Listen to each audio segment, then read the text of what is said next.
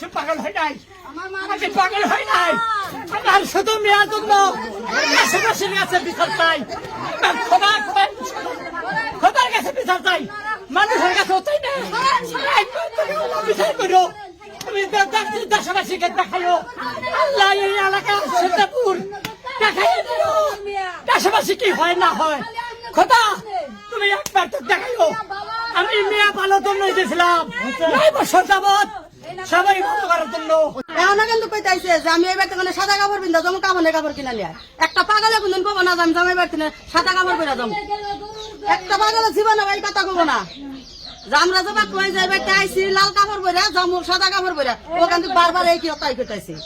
আবার কিন্তু কামনের সামনে আইয়া কইছে যে আমি লেবুরে নিয়ে খামো, আমি হতেন নিয়ে খামো না। একটা সুস্থ মানুষ অসুস্থ মানুষ এই কথা কইতে পারবো? লেবুর দরকার। আমার নাম সামিয়া আক্তার, বাসা বরিশাল পিরিজপুর।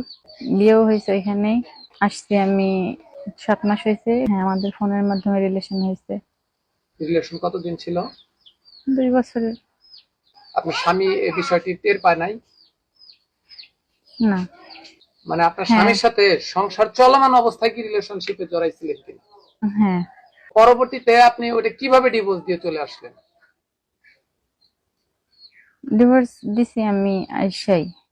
এখানে এসে ডিভোর্স দিচ্ছেন না ডিভোর্স দিয়ে চলে আসছেন? আইসা ডিভোর্স দিছি। আপনি জানতেন না যে লেবুর সন্তান আছে এবং স্ত্রী আছে? হ্যাঁ, জানতাম। আপনি জানতেন। একই বিছানায় হ্যাঁ। দুটি স্ত্রী নিয়ে লেবুর রুচির তারিফ করি, সেটি বাদ। তো এবার আপনার কাছে যাই, আপনি কিভাবে এটি থাকতে পারলেন সেটা একটু বলেন তো। বাধ্য হয়ে থাকতে হয়েছে, কারণ ঘর নাই তো আর। ঘর নাই? না। এক বিছানায় দুটি স্ত্রী নিয়ে বাধ্য হয়ে থাকতে হয়েছে। আপনারা তাকে, অর্থাৎ ওর যে বড় বউ, সেই বড় বউকে বেঁধে রেখে তারপরে আপনারা নাকি এক বিছানায় স্ত্রী সহবাস করেছেন। এটা এটি মিথ্যা। কতটুকু সত্য? এটা একদম মিথ্যা। লেবুর বাবা, হ্যাঁ, উনি তো এই বাসায় আপনাকে মানে রাখতে ইচ্ছুক না। আমার সে তো আমার স্বামী এখন। জি, তার সাথে আমি আসছি, সে আমাকে যেখানে রাখবে আমি ওইখানেই থাকবো।